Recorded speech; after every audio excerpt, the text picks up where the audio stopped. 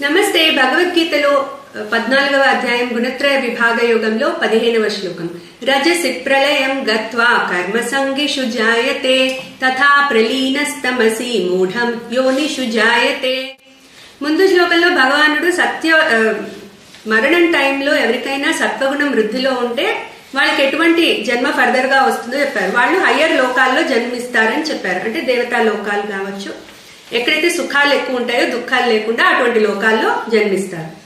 ఇప్పుడు రజసి ప్రళయం గత్వా, ప్రళయం అంటే మరణము, గత్వా అంటే పొందడం. సో రజోగుణము వృద్ధిలో ఉన్నప్పుడు గనుక మరణం సంభవిస్తే అటువంటి వాడు కర్మ సంగిషు జాయతే. జాయతే అంటే పుట్టడము. సో కర్మ సంగిషు అంటే కర్మలు చేసే లోకాల్లో పుడతారు, అంటే భూలోకము. ఓన్లీ మనుషులు మాత్రమే కర్మలు చేసే అవకాశం ఉంటుంది, దేవతలకి ఉండదు, రాక్షసులకి ఉండదు. సో కర్మ సంగిషు జాయతే అంటే కర్మ మానవుడిగా జన్మెత్తి మళ్ళీ కర్మలు చేసుకుంటారు. సో అది మళ్ళీ అది కంటిన్యూ అవుతుంది. ఆసక్తితో కర్మలు చేస్తే ఎట్లా ఉంటుంది, ఆసక్తి లేకుండా కర్మలు చేస్తే అది వేరే టాపిక్. బట్ కర్మలు చేసే వాళ్ళలాగా పుడతారు. రజోగుణం అంటేనే విచ్ ప్రొపెల్స్ యాక్షన్ కాబట్టి మానవుడిగా పుట్టి మళ్ళీ కర్మలు చేసుకుంటారు.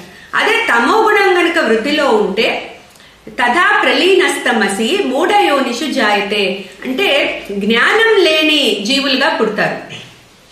తమో గుణం గనక వృద్ధిలో ఉంటే మరణం టైంలో ప్లాంట్స్, యానిమల్స్ అటువంటి వాళ్ళలాగా పుడతారు. ఎక్కడైతే జ్ఞానం అనేది ఉండదో వాళ్ళకి జ్ఞానం తెలుసుకునే శక్తి కూడా ఉండదు, అటువంటి జీవులుగా పుడతారు వాళ్ళు. సో సత్వగుణం గనక వృద్ధిలో ఉంటే వాళ్ళు హయ్యర్ లోకాలకి వెళ్తారు. రజోగుణం గనక వృద్ధిలో ఉంటే మళ్ళీ మానవ జన్మ ఎత్తి కర్మలు చేసుకుంటారు. అదే తమో గుణం గనక వృద్ధిలో ఉంటే మూఢయోనిషు అంటే జ్ఞానం లేని జన్మలు ఎత్తుతారు, లైక్ ప్లాంట్స్, ట్రీ, యానిమల్స్ అట్లా. సో నెక్స్ట్ శ్లోకంలో భగవానుడి సమరైజ్ చేస్తారు, అది నెక్స్ట్ భాగంలో చూద్దాము. క్లీం కృష్ణాయ నమః.